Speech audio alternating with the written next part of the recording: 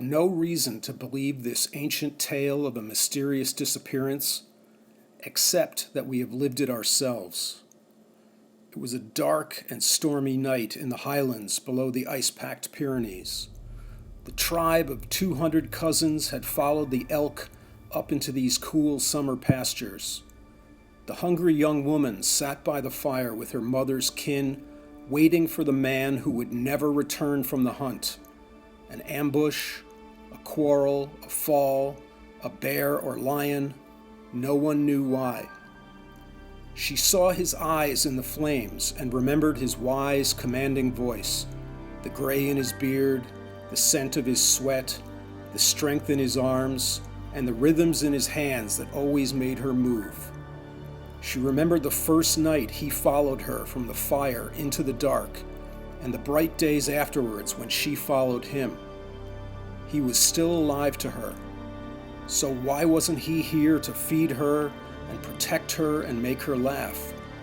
Why didn't she have a baby like all the other women did? Why was she without a man? Days followed days. The moon changed. They all sang about him and his victories and kills. She didn't sing. She remembered him following other young women into the dark. He shared the prizes of the hunt with them and their children. She gathered the best nuts and berries for him. She sewed fighting stags and flying birds into his shirt.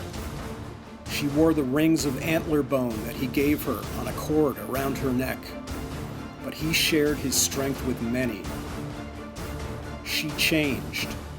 His strength was a lie. He was beaten. He was bad.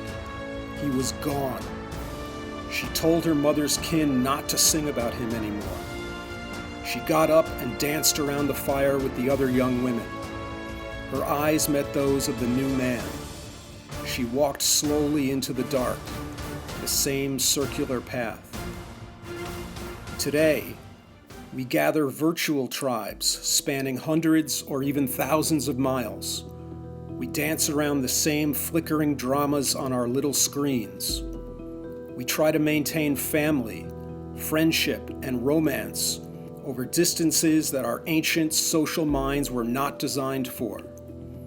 We try to reconcile limitless, instant communication with our immutable instinct for physical life in small, homogeneous groups.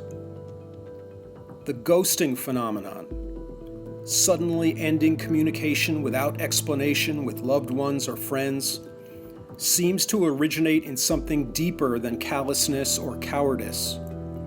Our brutal, no-warning elimination of people who were completely integrated into our pleasure and comfort-producing neurochemical systems triggers the same shameless memory revision as the sudden deaths and disappearances that ended most relationships in our hunter-gatherer past. We create digital deaths to uncork the caustic cleansers.